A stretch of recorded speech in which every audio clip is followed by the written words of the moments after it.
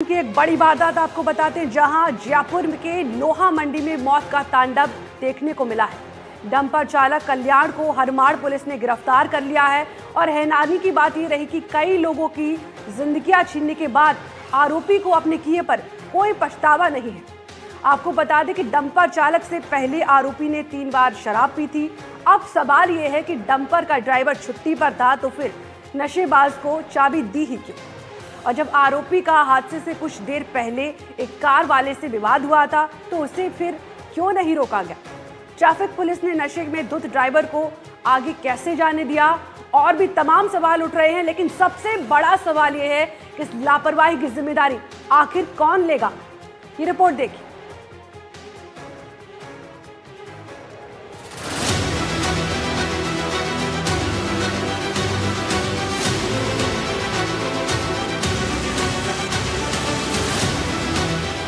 जयपुर के लोहा मंडी dumper truck हादसे में पुलिस ने आरोपी कल्याण सिंह को बीएनएस की धारा 105 में गिरफ्तार कर लिया है। पुलिस पूछताछ में आरोपी ने कई चौंकाने वाले खुलासे किए हैं। आपको बता दें कि आरोपी जयपुर ग्रामीण के शाहपुरा का रहने वाला है और डंपर चलाने का काम करता है। अब आपको बताते हैं कि आखिर उस दिन हुआ क्या था और इस भयावह हादसे के पीछे की असली वजह क्या थी। आरोपी चालक अपने गाँव से निकला तो रास्ते में उसने शराब का सेवन किया। इसके बाद डंपर लेकर काम के लिए रवाना हो गया। गाड़ी चलाने से पहले एक बार फिर से आरोपी ने शराब पी। आरोपी ने कुल 3 बार शराब पी। अब इन तस्वीरों में देखिए कि उस दिन क्या क्या हुआ था। पहली तस्वीर में आप देख सकते हैं कि आरोपी की टक्कर एक कार चालक से हुई। कार चालक ने उसे मारने की धमकी दी, जिसके बाद डंपर चालक वहां से निकल गया। अब इस तस्वीर को देखिए, लेकिन जैसे ही डंपर चालक अगले ट्रैफिक सिग्नल पर रुका तो कार चालक ने डंपर के आगे गाड़ी लगाकर उसे फिर से मारने की धमकी दी। इससे डंपर चालक घबरा गया और गलत साइड पर अपनी गाड़ी लेकर चला गया। इसके बाद की ये भयावह तस्वीर देखिए, जिसने कई लोगों की जिंदगी ले ली। कुछ देर रॉन्ग साइड में चलने के बाद आरोपी वापस सही लेन में आ गया और इसके बाद उसने 400 मीटर में लगभग 27 वाहनों को कुचल दिया। लोहा मंडी चौराहे पर यहीं पर सड़क हादसा हुआ था और इस सड़क हादसे की वजह आप देखेंगे कि ये जो चौराहा है, यहाँ पर एक तो किसी प्रकार की नाकाबंदी नहीं रहती, पुलिस यहाँ पर तैनात नहीं रहती और इसके अलावा यहाँ पर रोड जो है वो भी यहाँ पर टूटी हुई है। हालांकि हादसे के बाद अब ट्रैफिक पुलिस कर्मियों की यहाँ पर ड्यूटी लगाई है, जो लगातार ट्रैफिक को संभाल रही है। उस समय जो चालक था उसने लगभग 2 बार शराब पी थी। पहले उसने चंदवाजी में शराब पी, फिर उसके बाद उसने बडारना में शराब पी और बड़ी बात यह कि बडारना में ही वो शराब पी कर आया था। अलंकार कंस्ट्रक्शन में वो ड्राइवरिंग का काम करता था और वहाँ उसको शराब के नशे में होने के बावजूद भी मैनेजर ने चाबी दी और कहा कि आप जो माल है वो उसको लोडिंग करके आइए। उसके बाद वो यहाँ पर आया और इवन चालक से उसकी माथाफोड़ी हुई, इवन चालक से उसकी टक्कर हुई। इवन चालक ने कहा कि तू बाहर निकल, मैं सबक सिखाता हूँ। उसके बाद वो पैनिक हो गया और उसके बाद फिर वो रॉन्ग साइड गया और रॉन्ग साइड के बाद वो राइट साइड में आया और उसके बाद जो आरोपी ड्राइवर है कल्याण, उसने एक्सीलेटर पर पैर रखा और लगातार 27 वाहनों को कुचल दिया। इस पूरे हादसे में 14 लोगों की मौतें हो गई। पुलिस पूछताछ में आरोपी ने खुलासा किया है कि उसे कुछ भी याद नहीं, उसका पैर बस एक्सीलेटर पर था और वो गाड़ी को चलाता रहा और रास्ते में जो भी आया उसे कुचलता रहा। आरोपी ने इतनी ज्यादा शराब का सेवन किया हुआ था कि उसे कुछ भी याद नहीं और सबसे बड़ी बात तो यह है कि आरोपी को इस पर पछतावा भी नहीं है। दूसरी तरफ डंपर कंपनी का मालिक भी फरार बताया जा रहा है। इसके साथ ही मैनेजर भी फरार है। आपको बता दें कि मैनेजर ने ही ड्राइवर को डंपर की चाबी दी थी, जबकि वो शराब के नशे में धुत था। पुलिस सभी की तलाश में जुटी हुई है। साथ ही पुलिस ने आरोपी के लाइसेंस सस्पेंशन की प्रक्रिया भी शुरू कर दी है। तो साहब, ये हैवी ट्रक तो बिल्कुल चलने नहीं चाहिए। बजरी माफिया और ये इनका तगड़ा गिरोह है और बैरिकेड्स तो बने हुए नहीं है। जहाँ पे ज़रूरत है वहाँ बनाए नहीं है। और सबसे बड़ी समस्या तो ये है कि यहाँ पे आए दिन दुर्घटना होती रहती है। 14 नंबर से लेकर और आप दादी के फाटे तक चल जाओ, इस हाई टेंशन लाइन के नीचे इतने अतिक्रमण हो रहे हैं कि इनको सरकार को हटाने में मुझे पता नहीं चल रहा कि शर्म क्यों आ रही है। 2 दिन कार्रवाई कर दी, आज फिर ठंडे पड़ गए, वो लोग वापस निर्माण करने लग गए। अगर सावधानी रहती, कोई 34 नंबर स्टैंड पर चेक पॉइंट वाली जगह भी है, 74 रुपये से साधन आते जाते हैं, तो वहाँ से कुछ नहीं था। वहाँ पर कुछ नहीं था, चेक कोई नाकाबंदी कुछ नहीं, नाकाबंदी कुछ नहीं। ये भी सरकार को निवेदन किया था जी सर, तो यहाँ पे ट्रैफिक पुलिस के लिए भी निवेदन किया था, लेकिन हादसा होने के बाद में ही ट्रैफिक पुलिस आई है अभी तक बत्ती का कोई भी सीन नहीं हुआ अभी तक। राज्य सरकार से ये निवेदन है कि जब सेक्टर रोड वगैरह सब प्लान के अंदर है तो एनक्रोचमेंट अभी तो 2 4 5 है, गवर्नमेंट इनको हटाती नहीं है, बाद में हजारों एनक्रोचमेंट हो जाते हैं जब इनको बड़ा जोर आता है। समय के ऊपर क्या नाम से पहले एनक्रोचमेंट हटा दे तो ये समस्या पैदा नहीं होती और एक्सीडेंट नहीं होते। जहाँ पर सड़क हादसा हुआ वहाँ सड़क 40 फीट चौड़ी है, लेकिन उस पर 10 से 15 फीट का अतिक्रमण है, जिसकी वजह से सड़क और भी संकरी हो गई है। आपको बता दें कि नियम के मुताबिक सड़क की चौड़ाई लगभग 40 फीट रहनी चाहिए, लेकिन यहाँ पर अवैध अतिक्रमण था। इस अवैध अतिक्रमण की वजह से यहाँ पर मोटरसाइकिल और पैदल जाने वालों के लिए सड़क पर जगह ही नहीं रहती। इस वजह से इस हादसे में नुकसान ज्यादा हुआ है। इसमें हमने इसको कल गिरफ्तार कर लिया है और ये बहुत ही संवेदनहीन और बहुत ही जैसे गंदी मानसिकता का आदमी होता है उस तरीके का आदमी है और ये ड्रिंक भी था और इसको हमने काफ़ी उस बारे में पूछताछ गहनता से हम कर रहे हैं कि क्या रीजंस रहे कि इसने इस तरीके से। बाकी बार बार पूछने पर यही कहता है कि साहब फर्स्ट एक्सीडेंट के बाद मुझे होश ही नहीं था कि मेरे से क्या क्या हुआ, बार बार इसी बात को रिपीट करता है और बहुत ही इसने पूरी रेस देने के बाद में जो भी मरते रहे लोग और ये गाड़ियाँ चढ़ाता रहा। कोई अफसोस जो कि गांव से भी इसका फीडबैक जो आ रहा है वो बहुत ही गंदा आ रहा है कि गांव में भी ये इस तरह से एक आवारा टाइप का आदमी था जिसने इतने लोगों की जान ले ली। ये तो रही सड़क हादसे की बात। अब आपको बताते हैं कि एक आदर्श सड़क के लिए आखिर कितना स्पेस होना जरूरी है। तो मुख्य कॉरिडोर दोनों तरफ से 72 फीट होना चाहिए, मीडियन 8 फीट, फुटपाथ दोनों तरफ से 20 फीट की होनी चाहिए। अब आपको बताते हैं कि हादसों का मुख्य कारण क्या है। तो सड़क के बड़े हिस्से पर अतिक्रमण का होना, सड़कों का जगह जगह से क्षतिग्रस्त होना, हाईवे पर नो पार्किंग जोन पर वाहनों का खड़ा होना, आबादी वाले क्षेत्रों से डंपरों का गुजरना, फुटपाथ का अभाव होना। पिछले कुछ सालों की बात करें तो 5 साल में रॉन्ग साइड में गाड़ी चलाने की वजह से 8,910 हादसे हुए हैं। हर साल लगभग 957 लोगों की मौत हुई है। 2020 से 2022 तक जयपुर में 10,000 सड़क हादसे हुए। 67 हादसे चालकों के नशे में धुत होने की वजह से हुए। जनवरी 2023 से मई 2024 तक 35,693 एक्सीडेंट हुए, 16,768 लोगों की मौत हुई और सिर्फ 376 चालकों के लाइसेंस निरस्त होने के लिए भेजे गए हैं। राजस्थान में लगातार हो रहे सड़क हादसों को लेकर गृह विभाग ने यातायात नियमों का उल्लंघन करने वालों को लेकर सख्ती से अभियान चलाने के निर्देश दिए हैं और इसके बाद परिवहन और ट्रैफिक पुलिस नियमों का उल्लंघन करने वाले चालकों पर सख्ती से कार्रवाई कर रही है। लेकिन सवाल वही है कि इस तरह के हादसों के होने का इंतजार क्यों किया जाता है। एनडीटीवी राजस्थान के लिए जयपुर से दीपक चावला की रिपोर्ट। हथकड़ी में एक और जुल्म की वारदात आपको बताते हैं, जहां डीग के पहाड़ी थाने इलाके में आपसी कहासुनी को लेकर 2 पक्षों ने एक दूसरे पर जमकर फायरिंग की। घटना में गोली लगने से एक व्यक्ति की मौत हो गई। इसके अलावा 6 लोग घायल हुए हैं। शादी समारोह में खाने को लेकर ये पूरा विवाद हुआ। आखिर ये पूरा मामला क्या है, इस रिपोर्ट में देखते हैं। डीग जिले के पहाड़ी क्षेत्र के गांव बोडोली में एक दर्दनाक घटना होती है, जिसमें 2 समुदाय के लोग होते हैं जो आपस में एक छोटी सी कहासुनी के ऊपर भिड़ जाते हैं, जहां दोनों पक्षों की ओर से लाठी भाटा जंग होता है और साथ में फायरिंग भी होती है, जिसमें 6 लोग गंभीर रूप से घायल हो जाते हैं। जहां बताया जा रहा है कि चंदन नाम के युवक को गोली लग जाती है, जिसको घायल अवस्था में पहाड़ी अस्पताल लाया जाता है और जहां डॉक्टर प्रथम उपचार देकर उसे हायर सेंटर रेफर कर देते हैं, जहां चंदन नाम के युवक की रास्ते में मौत हो जाती है।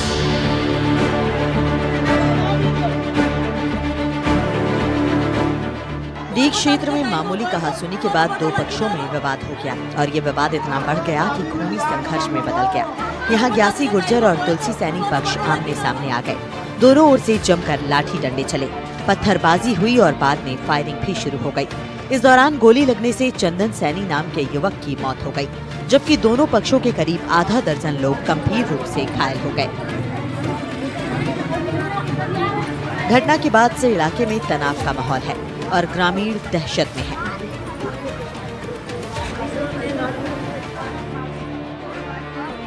तुलसी सैनी ने बताया कि उनके परिवार में शादी थी, जिसमें खाने को लेकर ग्यासी गुर्जर पक्ष के एक युवक से कहासुनी हो गई। इस दौरान ग्यासी गुर्जर पक्ष के लोग तुलसी सैनी के घर पहुंचे और झगड़ा करने लगे। तब दोनों पक्षों में जमकर कहासुनी हुई, जिसके बाद पथराव शुरू हो गया। 24 घंटे बाद कड़ी मशक्कत और समझाइश के बाद पुलिस से पीड़ित परिवार के लोगों की वार्ता हुई, जिसके बाद भारी पुलिस फोर्स की मौजूदगी में चंदन के शव का पोस्टमार्टम कराया गया और परिजनों को सुपुर्द कर दिया गया। वहीं इस समय गांव में शांति है और भारी पुलिस बल भी तैनात है। डीएसपी गिरिराज सिंह ने बताया कि 18 लोगों के खिलाफ हत्या का मुकदमा दर्ज कर लिया गया है और 5 लोगों को डिटेन किया गया है। इसके साथ ही दूसरे आरोपियों को पकड़ने के लिए पुलिस जगह जगह दबिश दे रही है और पकड़े गए 5 आरोपियों से गहनता से पूछताछ की जा रही है।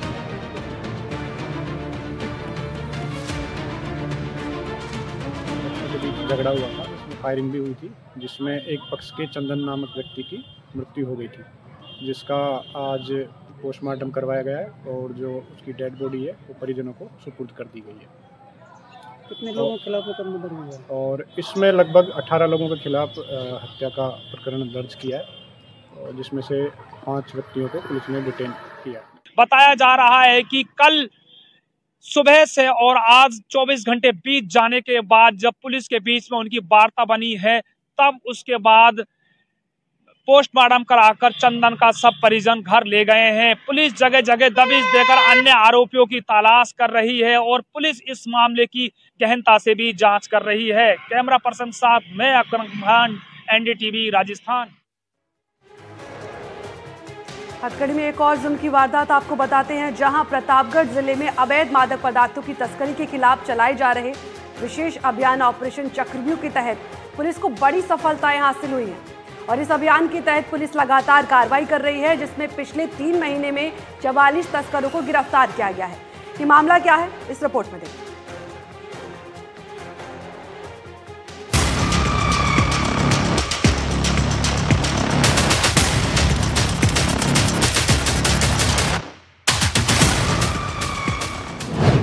प्रतापगढ़ जिले में मादक पदार्थ तस्करों के खिलाफ पुलिस अधीक्षक बी आदित्य द्वारा चलाए गए ऑपरेशन चक्रव्यूह के तहत पिछले 3 महीने में 65 करोड़ रुपए का मादक पदार्थ जब्त किया गया है। एसपी बी आदित्य ने बताया कि 28 जुलाई से प्रतापगढ़ जिले में ऑपरेशन चक्रव्यूह जारी है। ऑपरेशन चक्रव्यूह मादक पदार्थ तस्करों पर कार्रवाई के लिए चलाया जा रहा है, जिसमें अलग अलग मामलों में मौकों से 44 तस्करों को गिरफ्तार किया गया है और 272 वांछित अपराधियों को गिरफ्तार किया गया है। इसके अलावा भारी मात्रा में एमडी और अफीम बरामद की गई है। जो ऑपरेशन चक्रव्यूह है ये 28 जुलाई को शुरू किया गया था। तब से लेके आज तक करीब 36 मुकदमे एनडीपीएस के दर्ज किया गया है। अच्छा सर, आरोपियों की गिरफ्तारी की बात करें, इसके अंदर सर ऐसे कई आरोपी हैं जिनके ऊपर इनाम घोषित था। सर वो कितने आरोपी और कितना कितना इनाम घोषित था? जी कुल मिला के अभी तक 9 इनामी हमने गिरफ्तार किए, जिसमें एक पे 25,000 का इनाम था और 6 लोगों पे 20,000 का इनाम था और 2 लोगों पे 10,000 का था। इसके साथ साथ छोटे और इनामी भी हमने गिरफ्तार किए एनडीपीएस में। सर इन गिरफ्तारियों के बाद में ऐसा होता है कि सर नाम आता है कि वहाँ कार्रवाई हुई, उसके अंदर ये लोग भी शामिल है। ऐसे में सर वांछित आरोपी भी थे, उनकी संख्या कितनी थी सर जो वांछित आरोपियों की गिरफ्तारी आज दिन तक हुई है? जी मौके पे जो एनडीपीएस की कार्रवाई होती है उसमें हमने करीब 44 लोगों को गिरफ्तार किया। इसके साथ साथ जो वांछित अपराधी है, मफरूर, स्टैंडिंग वारंटी, इनको मिला के कुल मिला के सिर्फ 3 महीनों में ही हमने 272 अपराधियों को गिरफ्तार किया है। तस्करों की काली कमाई से अर्जित अलग अलग प्रॉपर्टीज को भी फ्रीज किया गया है, साथ ही कई वाहनों को भी जब्त किया गया है। 9 इनामी बदमाशों को ऑपरेशन चक्रव्यूह के तहत गिरफ्तार किया गया है। एसपी बी आदित्य ने डीएसटी टीम की कार्रवाई को काफी सराहा और कहा कि ऑपरेशन चक्रव्यूह के तहत जिले में लगातार मादक पदार्थ तस्करों के खिलाफ कार्रवाई जारी रहेगी। कुल मिला के बात करें, लगातार कार्रवाई जारी है। प्रतापगढ़ पुलिस अधीक्षक लगातार जो आरोपी है, तस्कर है, जो इस क्षेत्र के अंदर युवाओं को भटकाकर नशे की ओर ले जाना चाह रहे हैं या फिर जो आसपास के राज्य है, चाहे मध्य प्रदेश की बात करें या फिर गुजरात की बात करें, वहाँ के युवाओं को राह से भटकाकर नशे की ओर ले जाने का प्रयास जिस प्रकार से यहाँ के तस्कर कर रहे हैं, उन पर प्रतापगढ़ पुलिस अधीक्षक बी आदित्य लगातार नज़र बनाए हुए हैं। और आज हमने उनसे खास बातचीत भी की तो उनका भी यही कहना था कि अगर जो आरोपी है, अगर किसी केस के अंदर भी उसका नाम आ गया, चाहे मौके से गिरफ्तारी उसकी नहीं हुई, तो भी पूरे भारत में वो आरोपी कहीं भी जाकर छुप जाए, लेकिन उनकी जल्द से जल्द गिरफ्तारी की जाएगी। प्रतापगढ़ से सहयोगी तेजकरण राठौड़ और फैजान के साथ एनडीटीवी के लिए इरफान खान। कोटपुतली में साइबर क्राइम से जुड़े एक बड़े रैकेट का पर्दाफाश हुआ है। साइबर क्राइम थाना टीम ने ड्यूल अकाउंट से जुड़े गैंग का खुलासा किया है। बैंक खातों को किराए पर लेकर यह आरोपी फ्रॉड कर रहा था, जिसे पुलिस ने अपनी गिरफ्त में ले लिया। ये पूरा मामला क्या है, इस रिपोर्ट में देखते हैं।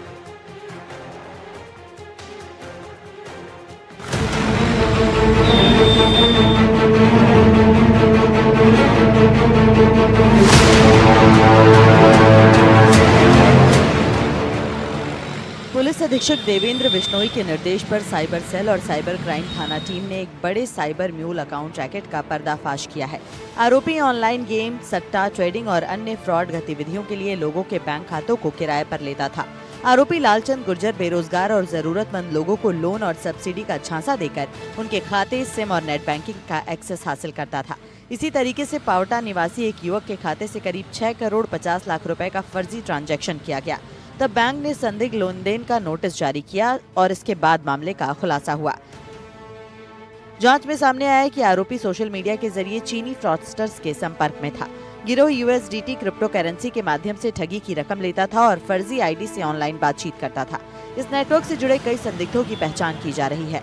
आरोपी के खिलाफ IT एक्ट सहित विभिन्न धाराओं में मामला दर्ज किया गया है। पुलिस के मुताबिक आरोपी के खातों से जुड़े 80 से ज्यादा शिकायतें NCRP पोर्टल पर दर्ज हैं और एक साल में करीब 20 करोड़ रुपए के लेन देन का शक है। पुलिस आगे की जांच में नेटवर्क के बाकी सदस्यों, डिजिटल वॉलेट्स और विदेशी लिंक की पड़ताल कर रही है। टेलीग्राम के जरिए ये जो युवक है, ये USDT के जरिए विभिन्न विदेशी जो गैंग्स है उनके साथ जुड़ा हुआ था। खासतौर पर जो चीनी चाइना के जो गैंग्स है उनके साथ जुड़ा हुआ था और अवैध जो USDT का काम है वो करता था। इसके बाद पुलिस की नज़र में जब ये आया तो साइबर पुलिस ने निगरानी करते हुए इसको कोटपुतली से गिरफ्तार किया है। अभी फिलहाल ये पता लगाया जा रहा है कि इसके पीछे अन्य कितने लोग शामिल हैं और उनका नेटवर्क है वो कहां कहां फैला हुआ है। फिलहाल युवक से पूछताछ की जा रही है और बड़ी गैंग का खुलासा भी पुलिस जल्द कर सकती है। कोटपुतली से हिमांशु सेन, NDTV। जयपुर से आपको बड़ी खबर बता रहे हैं, जहां पर DRI की जयपुर एयरपोर्ट पर बड़ी कार्रवाई की गई। यात्री को सोना तस्करी के मामले में गिरफ्तार किया गया। 334 ग्राम तस्करी का सोना पकड़ा गया। तो सोने की कीमत करीब 66 लाख रुपए बताई जा रही है। अंडरवियर में पेस्ट के रूप में छिपाकर सोना ले जाया जा रहा था। रियाद से जयपुर एयरपोर्ट सोना लेकर आया था शख्स। ये रिपोर्ट देखिए। राजस्व सूचना निदेशालय की टीम ने आज राजधानी जयपुर में बड़ी कार्रवाई करते हुए 534 ग्राम सोने को जब्त किया है। इसकी कीमत लगभग 66 लाख रुपए बताई जा रही है, जो कि रियाद से एक यात्री लेकर आ रहा था। जब वह विमान से उतरा उसके बाद में उसने अपने अंडरवियर में पेस्ट के रूप में सोने को छुपा रखा था, जिसके बाद DRI की टीम ने मौके पर पहुंचकर वहां पर वो कार्रवाई की और उसके बाद में सोने को जब्त किया है। ये जो व्यक्ति है डीडवाना का बताया जा रहा है और आपको बता दें कि पिछले एक सप्ताह के भीतर ही ये DRI की दूसरी बड़ी कार्रवाई है जो कि उन्होंने की है। इससे पहले भी लगभग 1 किलो सोने की जब्ती उन्होंने की थी। आज 534 ग्राम सोना राजधानी जयपुर के एयरपोर्ट पर पकड़ा गया है। रियाद से यह व्यक्ति जो है विमान के जरिए राजस्थान या राजधानी जयपुर पहुंचा था, जिसके बाद वहां पर DRI ने एयरपोर्ट पर उसे गिरफ्तार किया, हिरासत में लिया है और ये जो पूरी कार्रवाई है उसे लगातार DRI की जो टीम है वो मॉनिटर कर रही है। इस तरह की कोशिश जारी है कि किसी भी तरह की कोई तस्करी या अन्य जो धातुएं हैं, मेटल्स हैं, कीमती मेटल्स जिस तरीके से लाई जाती हैं, तस्करी की जाती है, उस पर लगाम लगाई जा सके। साथ ही जो लोग इस तरह के अपराधों में शामिल हैं उनका पूरा रोड मैप पता कर सके, उनसे पूछताछ के जरिए जो भी महत्वपूर्ण बातें सामने आती हैं उसे पता करके उन तक पहुंचा जा सके। एक जो बड़ा पूरा नेक्सस है, पूरा जो नेटवर्क जो इनका पूरा खड़ा हुआ है उस तक पहुंचा जा सके, ताकि इस प्रकार की जो तस्करी की घटनाएं, तस्करी की जो वारदातें लगातार सामने आती हैं उन पर रोक लगाई जा सके। इस तरह की कोई भी वारदात और कोई भी घटना ना हो। किसी भी तरीके से जो अवैध रूप से चीजें जो भारत में आती हैं या अन्य इलाकों से यहाँ पर लाई जाती हैं देश में, उस पर रोक लगाई जा सके। इसको लेकर के लगातार जो कोशिश है वो DRI की टीम की है और लगातार ये जो कार्रवाई है इनका दौर जारी है।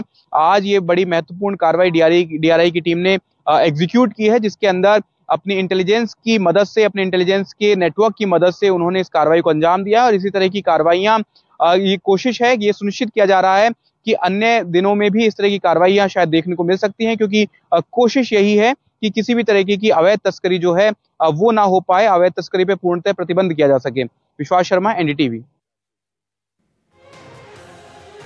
हमारे खास कार्यक्रम हथकड़ी के आज के एपिसोड में बस इतना ही। आप देखते रहिए एनडीटीवी राजस्थान। नमस्कार।